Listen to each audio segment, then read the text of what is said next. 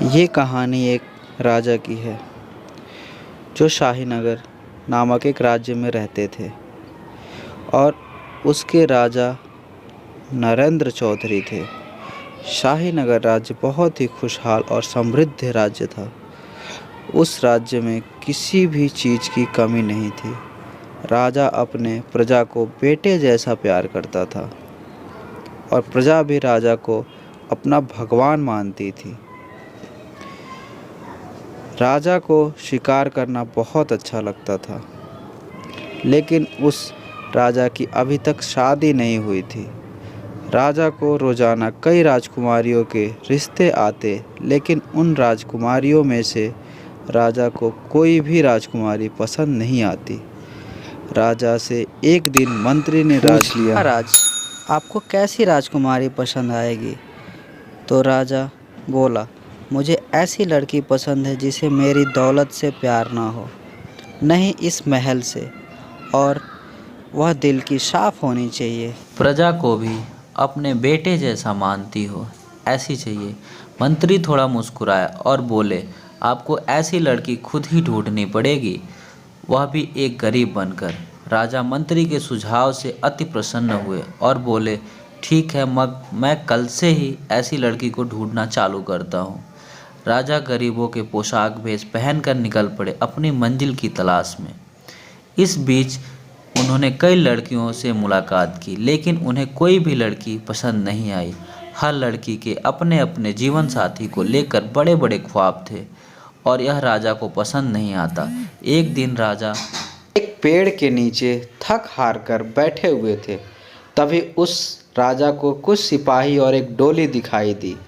राजा एक सिपाही से पूछा, इस डोली में कौन है? तो सिपाही बोला, नागा राज्य की राजकुमारी सीता बैठी हुई हैं। राजा ने उस सिपाही से पूछा कि राजकुमारी कहाँ जा रही हैं? उस सिपाही ने बोला, पास ही में एक मंदिर है, वहाँ माता के दर्शन करने जा रही हैं। यह बोल के सिपाही चला गया। राजा भी उस राजकुमारी को देखने के लिए बड़ा ही व्याकुल हो रहा था। राजा ने उस राजकुमारी के डोली के पीछे पीछे चलने लगा और जब मंदिर आया तो राजकुमारी उस डोली में से उतरी। राजा ने जब राजकुमारी की पहली झलक देखा तो उस राजकुमारी के ऊपर लट्टू हो गया और राजा राजकुमारी को टुकुर टुकुर देखता ही रह गया। राजा सोचने लगा, यह राजकुमारी मेरे मन मुताबिक है या नहीं। तो राजा ने उससे जाकर कहा, मैं शाहीनगर राज्य का राजा हूँ, क्या आप मुझसे शादी करेंगी? लड़की ने ना कहा और वहाँ से चली गई। राजा को यह सुनकर बहुत अच्छा लगा कि राजकुमारी को मेरे दौलत और महल से प्यार नहीं है। राजा ने फिर उस राजकुमारी का पीछा किया और उसके राज्य जा पहुँचा। अब राजा को उस राजकुमारी के स्वभाव के बारे में जानना था, तो राजा ने वहाँ के प्रजा से उस राजकुमारी के बारे में जानने की कोशिश की। तो वहाँ के लोग बोलने लगे कि हमारी राजकुमारी देवी हैं, वह सारी प्रजा को अपने बेटे जैसे प्यार करती हैं और वह हर सुबह और शाम गरीबों में धन और अनाज बांटती हैं। यह सुनकर राजा अति प्रसन्न हुआ। राजा उस राजकुमारी से विवाह करने का निश्चय कर लिया, लेकिन राजकुमारी ने राजा से विवाह करने से मना कर दिया था। राजा सोच में डूब गया कि अब क्या किया जाए। राजा ने राजकुमारी के पिता से बातें की और कहा कि मैं आपकी बेटी से शादी करना चाहता हूँ। राजकुमारी के पिता ने कहा कि हमारी बेटी को अगर तुम पसंद आए तो हम शादी के लिए राजी हैं। जब राजा ने राजकुमारी से शादी की बात की तो राजकुमारी ने राजा के सामने 3 शर्तें रखी। पहली शर्त, राजा को राजकुमारी को तलवारबाजी में हराना होगा। राजा ने यह शर्त मान ली और राजकुमारी को तलवारबाजी में राजा ने हरा दिया। फिर राजकुमारी ने राजा के सामने दूसरी शर्त रखी और कहा कि तुम्हें अगर मुझसे शादी करनी है तो तुम्हें प्रजा में से किसी एक की हत्या करनी होगी। राजा ने यह दूसरी शर्त सुनकर राजकुमारी से विवाह करने से मना कर दिया और कहा कि प्रजा मेरे लिए बेटे के जैसे है, मैं उनकी हत्या नहीं कर सकता। यह सुनकर राजकुमारी प्रसन्न हुई और कहा, तुम दूसरी शर्त भी जीत गए। रानी ने कहा, मैं तुम्हारी परीक्षा ले रही थी कि तुम प्रजा से प्यार करते हो या फिर नहीं। राजकुमारी ने फिर राजा के सामने तीसरी और आखिरी शर्त रखते हुए कहा कि तुम्हें एक पहेली सुलझानी होगी और वह पहेली यह है कि आपके पास 8 सिक्के हैं जो देखने में एकदम एक समान हैं।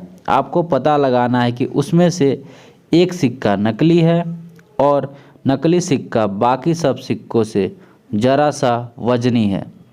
अगर आपके पास एक बैलेंस तराजू है पर कोई बात नहीं, लेकिन उस तराजू पे आप सिर्फ 2 बार ही तौल सकते हैं, तो नकली सिक्कों को कैसे पहचानोगे? राजा थोड़ा सोचने लगा। थोड़े देर सोच विचार करने के बाद राजा ने कहा, 3-3 सिक्के निकालकर तराजू के दोनों ओर रखें। अगर दोनों पलड़ा बराबर है तो इनके सिक्कों को छोड़कर बचे 2 सिक्कों को एक एक पलड़े पर रखें जो भारी निकले।